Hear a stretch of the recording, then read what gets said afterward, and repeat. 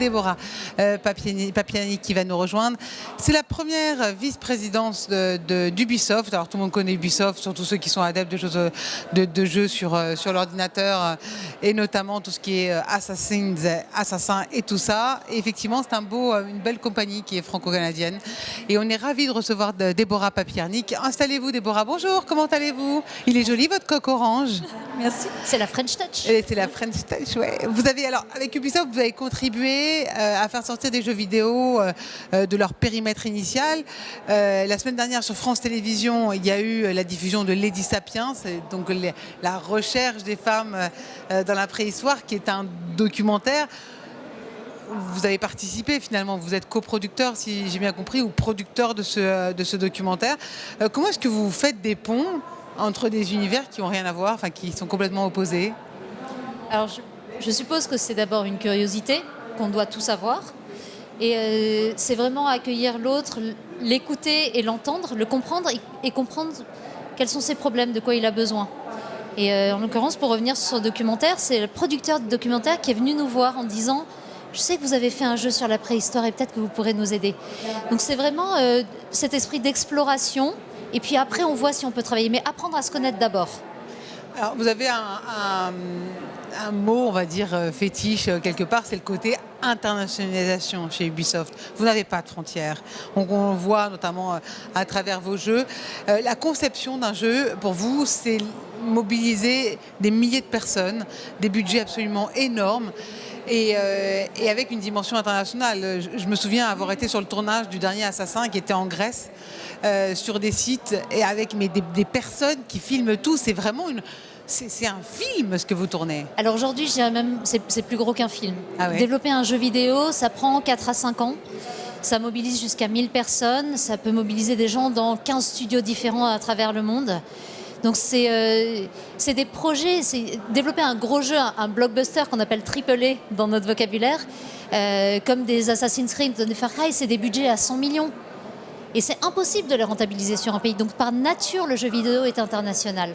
Ça veut dire que quand on le développe, il faut aussi des équipes internationales. Parce qu'on ne peut pas, nous, Français, faire des jeux qui vont fonctionner dans le monde entier. Il faut que, même si on est une société française, on a des studios partout pour avoir cet apport culturel, cette diversité au sein de la création aussi. C'est ça la clé, c'est justement de tisser des ponts pour diffuser et donc se renforcer et conquérir ensemble. Ouais, c'est tisser des ponts d'abord pour créer de façon suffisamment diverse et ensuite diffuser effectivement à l'international, soit nous-mêmes, soit avec des partenaires.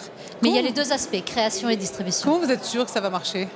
On n'est jamais sûr, mais on prend les risques. Ouais. On prend les risques, on crée des marques tout le temps et vraiment, on se saisit des opportunités. Par exemple, quand Nintendo a créé la Wii, c'est une nouvelle console, on sait qu'il ne va pas y avoir un gros marché au départ, mais on y va quand même. Et on invente des jeux qui obligent le joueur à se lever de son canapé. On n'avait jamais fait ça avant. Jeux vidéo, ça se fait assis normalement. Et bien là, non, on les met debout et on y va et on invente des choses nouvelles. Et à chaque nouveau lancement de console, de nouvelles plateformes ou de nouveaux business models, eh ben on y va, on prend le risque. Parfois ça marche, parfois ça ne marche pas, mais c'est pas grave, on apprend. Vous apprenez et vous êtes aussi dans la conquête personnelle. Alors je vais donner un petit peu pour qu'on comprenne bien votre parcours. Ça fait plus de 20 ans que vous êtes chez Ubisoft.